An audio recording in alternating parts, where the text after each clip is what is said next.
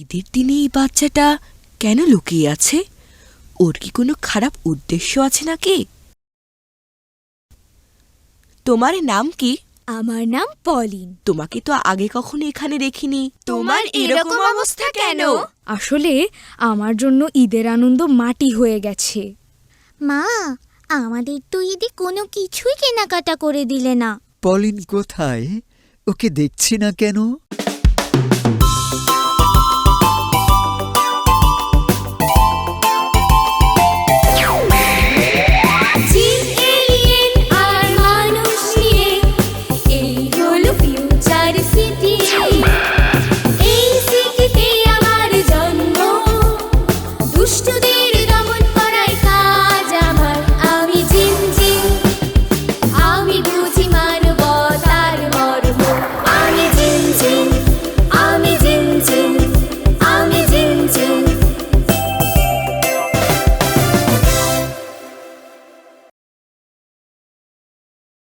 ঘুরে ফিরে বারে বারে ঈদ আসে, ঈদ চলে যায়। ঈদ হাসতে শেখায়, ভালোবাসতে শেখায়, ত্যাগের মহিমা শেখায়, ত্যাগের মহিমা শেখায়। ঘুরে ফিরে বারে বারে ঈদ আসে, ঈদ চলে যায়। ঈদ হাসতে শেখায়, ভালোবাসতে শেখায়, ত্যাগের মহিমা শেখায়, ত্যাগের মহিমা শেখায়। ঈদের দিনে এই বাচ্চাটা কেন লুকিয়ে আছে? ওর কি কোনো খারাপ উদ্দেশ্য আছে নাকি?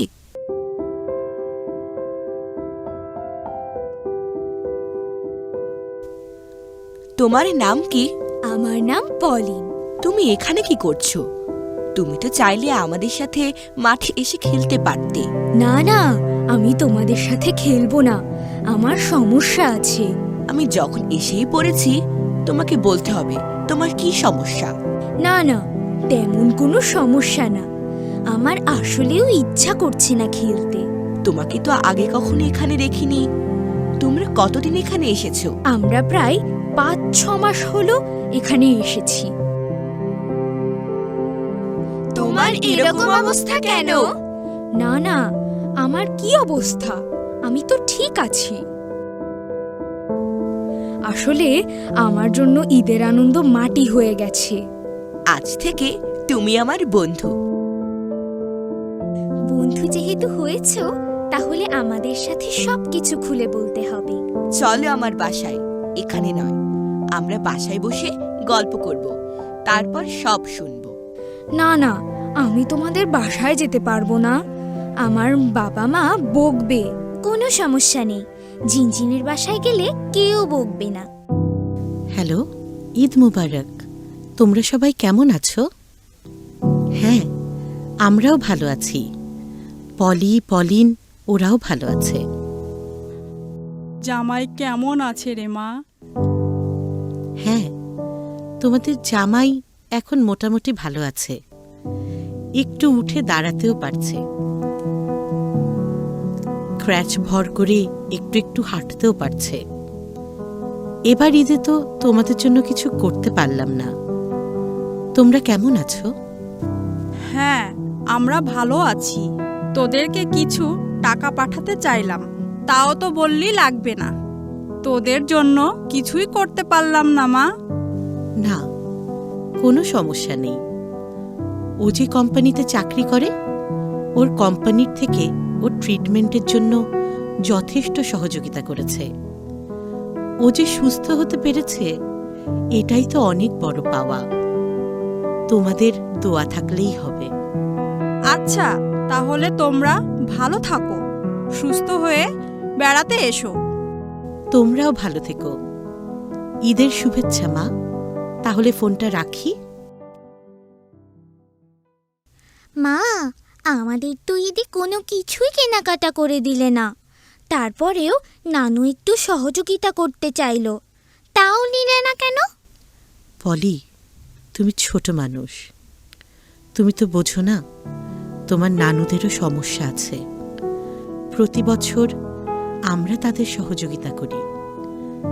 কি করে তাদের কাছ থেকে আমরা সাহায্য নিই? তোমার বাবা একটা প্রাইভেট কোম্পানিতে চাকরি করে, সবাই জানে আমিও চাকরি করি। আমরা ভালো আছি। আমরা এখন গ্রাম থেকে শহরে এসেছি। সবাই জানে আমরা গ্রাম থেকে অনেক উন্নতভাবে জীবনযাপন করি। আমরা তো চাইলেই মানুষের কাছে ছোট হতে পারি না। ঠিক বলেছ মা। আসলেও ভাগ্যের নির্মম পরিহাস। মোটর সাইকেলে করে অফিসে যাচ্ছিলাম, হঠাৎ করেই একটা গাড়ির সাথে এমনভাবে অ্যাক্সিডেন্ট হলো, মোটর সাইকেলটা দুমড়ে মুচড়ে শেষ হয়ে গেল। আমি যে বেঁচে আছি এটাই অনেক বড় পাওয়া। হ্যাঁ বাবা, ঠিক বলেছ। আমরা ছোট বলে অনেক কিছু ভুলে যাই। তোমরাই তো আমাদের সব থেকে বড় আনন্দ। শোনো মা পলি, সময় সব সময় এরকম যাবে না। অবশ্যই আমরা আবার ঘুরে দাঁড়াবো। পলিনকে দেখছি না কেন?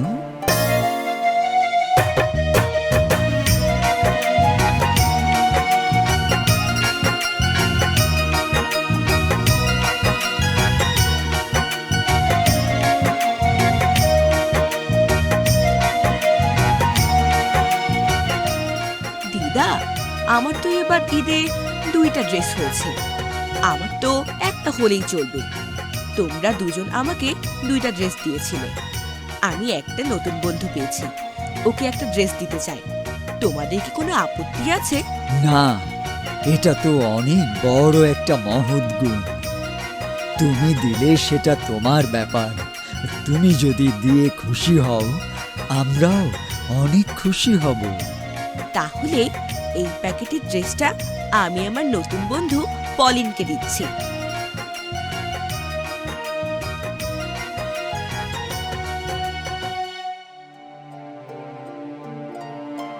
তোমরা কয় ভাই বোন? আমরা এক ভাই এক বোন। পলিন, তোমার বাবা কি করেন? আমার বাবা একটা প্রাইভেট কোম্পানির ক্যাশিয়ার। তোমার মা কি চাকরি করেন? হ্যাঁ, আমার মাও চাকরি করে। কি চাকুরি করেন? আমার মা এখানকার সংসদ সদস্যের ওনাদের বাড়ির প্রধান মহিলা কেয়ারটেকারের দায়িত্ব পালন করেন। পলিন, তুমি তো আজ থেকে আমার বন্ধু। তোমার কাছে একটা গিফট চাইবো, তুমি কি দিবে? অবশ্যই দিব। যদি আমার কাছে থাকে তুমি অবশ্যই পাবে। হ্যাঁ, গিফটটা তোমার কাছেই আছে। তাহলে বলো কি চাও, আমি এক্ষুনি দিচ্ছি তোমাকে। তুমি যে শার্টটি পরে আছো সেই শার্টটি আমাকে দিতে হবে। আর তুমি না বলতে পারবা না। আমার 2টি শার্ট কেনা হয়েছে, একটা আমি পরে আছি, আর একটা বন্ধু হিসেবে আমি তোমাকে গিফট করব। না না, এটা হয় না। আমার এই ড্রেসটা পুরানো হয়ে গেছে। এটা আমি তোমাকে দিলে আমার নিজেকে ছোট মনে হবে। আরে না, আজকে প্রথম বন্ধুত্ব। তোমার ড্রেসটা আমার কাছে স্মৃতি হয়ে থাকবে। তুমি ওইভাবে কেন দেখছো পলিন? তারপরেও আমার মা বাবা যদি জানে তাহলে তো দুঃখ পেতে পারে বা রাগ করতে পারে। জিনজিনের সাথে মিশলে কোনো মা বাবারাই রাগ করবে না। তুমি কোনো কথা বলো না। তুমি এই ড্রেসটা চেঞ্জ করো, নতুন ড্রেসটা পরো। জিনজিন অনেক ভালো মনের মানুষ। ওকে ওই পুরাতন ড্রেসটা গিফট দিয়ে দাও।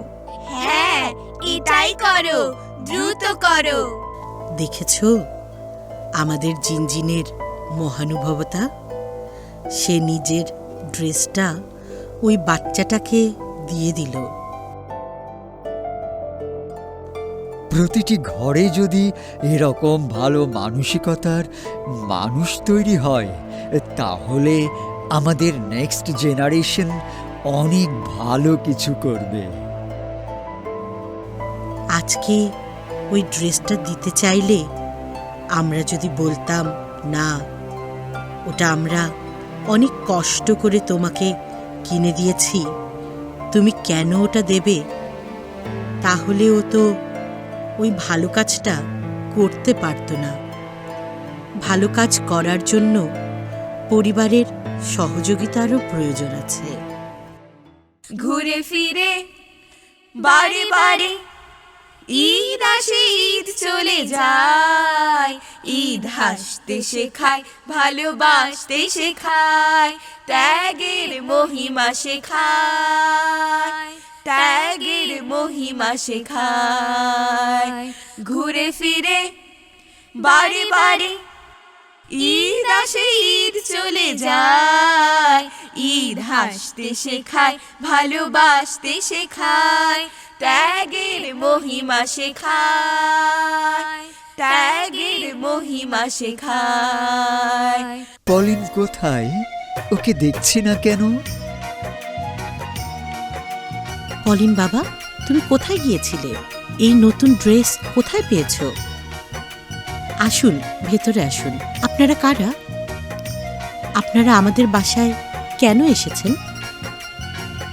আপনাদের সবাইকে ঈদের শুভেচ্ছা। কেন? আমরা আপনার প্রতিবেশী হিসেবে ঈদের দিন আপনার বাড়িতে বেড়াতে আসতে পারি না? কেন পারবেন না? এটা তো আমাদের সৌভাগ্য, আপনারা আমাদের বাসায় বেড়াতে এসেছেন। হ্যাঁ বাবা, আমার জিনজিন একা। ওর মা বাবা মারা গেছে, আমরা ওকে নিয়েই থাকি। পলিনের সাথে জিনজিনের আজ নতুন বন্ধুত্ব হয়েছে। শুধু বন্ধুত্বই নয়, তোমরাও অনেক আপন হয়ে গেছো। আন্টি, আপনাকে দেখে আমার নিজের মায়ের মতো লাগছে। পলিনের কাছে তোমাদের কথা শুনেছি, তোমরা আমাদেরকে তোমাদের পরিবারের আপন ভাবতে পারবে না? এমন করে কেন বলছেন? আপনারা ঈদের দিন আমাদের অতিথি হিসেবে এসেছেন। এটা আমাদের জন্য আজকে অনেক আনন্দের একটা বিষয়। আন্টি, পলিন খুব ভালো ছিলে। পলিনকে দেখে আমরা সবাই মায়ায় পড়ে গেছি। কি বলো মা? আমরা তো ওকে অনেক দুষ্টু মনে করি, আর একদিনেই তোমরা ওকে এত ভালো ভেবে ফেলেছ। বলো তো মা, তোমাদের কি হয়েছে? তোমরা কতদিন এখানে এসেছো? পলিনের মা এখানে একটা চাকরি করে। এখানের সংসদ সদস্যের বাড়ির প্রধান কেয়ারটেকার হিসেবে সে জব করছে প্রায় 6 মাস। কিন্তু এই ঈদের মাসে সে কোনো বেতন বোনাস কিছুই পায়নি। যখন সমস্যা আসে তখন সব দিক থেকেই আসে। কেন বেতন পায়নি? ঈদের সময় বেতন দেয়া হয় নাই, এটা কেমন কথা? আবার বোনাসও দেয়নি। না আঙ্কেল, আসল বিষয়টা এরকম না। ওনারাও ভালো মানুষ, কিন্তু তারা ঈদের ছুটিতে দেশের বাইরে গিয়েছে। তারা বিদেশে যেয়ে ঈদ করবে। তো সমস্যা কি? ভালো কথা, কিন্তু তোমাদেরকে কেন বেতন দিল না? তারা বিদেশে যাবে বলে অনেক কেনাকাটায় ব্যস্ত ছিল। সবার বেতন দিয়েছে। আমি যেহেতু ওদের প্রধান কর্মকর্তা ছিলাম, ওরা ভেবেছিল ওরা যাওয়ার আগে আমারটা দিয়ে যাবে। ওরা আমার বেতন বোনাস সবকিছু একটা খামে রেডিও করে রেখেছিল। আমি দেখেছি এটা ওরা করেছে। তাহলে সমস্যা কি? ওদের ফ্লাইট খুব ভোরে থাকার কারণে ওরা ভোরবেলায় বেরিয়েছে তাড়াহুড়ো করে, তাই আমাকে বেতন দিতে ভুলে গেছে। ওদের হয়তো মনেও নাই যে ওরা আমার বেতন দিতে পারেনি। এটা আসলে আমাদের ভাগ্য। সেজন্য আপনাদের সাথে পরিচয় হলো। তোমার গল্প সত্যি বিস্ময়কর। ঠিক বলেছেন। ওরা যাওয়ার পরেও আমাদের সাথে যোগাযোগ করে নাই, যে কারণে আমরা ওদেরকে বলতে পারি নাই যে আমরা বেতন বোনাস পাইনি। আন্টি, আমাদের স্কুলের নৈতিক শিক্ষা ক্লাসের ম্যাডাম বলেছিলেন, তোমরা নিজের জন্য যেটা ভালো মনে করবে ওটা অন্যের জন্য ভালো মনে করবে। ওরা যখন নিজেদের কেনাকাটা করেছে তখন তো আপনাদের টাকাটাও দিয়ে দিতে পারতো, কিন্তু শুধু নিজেরটাই ওরা দেখলো। ঠিক বলেছ বাবা। জিনজিন, তুমি ছোট হলেও তোমার বুদ্ধি অনেক বড়। তুমি অনেক বড় হবে। হঠাৎ অ্যাক্সিডেন্ট না হলে তো আমার এরকম হতো না। আমার কোম্পানিও আমাকে অনেক সহযোগিতা করেছে, কিন্তু সেগুলো আমার নিজের চিকিৎসার জন্যই খরচ হয়ে গিয়েছে। আমরা ভেবেছিলাম পলিনের মা বেতন বোনাস পাবে, ওটা দিয়ে আমাদের ঈদটা অন্তত ভালোভাবে কেটে যাবে। কিন্তু কি আর করার। যাই হোক, ঈদের দিন আপনারা এসেছেন, এটাই আমাদের ঈদ আনন্দের একটা বড় অংশ। কোনো কিছু পাওয়ার থেকে আপনাদেরকে পেয়ে আমরা বেশি আনন্দিত হয়েছি। আমরাও অনেক আনন্দিত। ঈদের দিন তোমাদের সম্পর্কে যে কথাগুলো জানতে পারলাম, কত মানুষের কাছে সাহায্য চায়, অথচ অনেক মানুষই আছে তাদের পরিবেশ পরিস্থিতির কারণে কারোর কাছে কোনো কিছু বলতে পারে না। সত্যি এরকম কত কিছু আমাদের চোখের সামনে ঘটছে, কিন্তু আমরা কিছুই বুঝতে পারছি না। আজকের এই আনন্দের দিন আমরা সবাই আনন্দ ভাগাভাগি করে নিতে চাই। আমার দাদা দাদি আপনাদের জন্য উপহার নিয়ে এসেছে। আপনারা এটা গ্রহণ করলে আমরা সবাই আনন্দিত হব।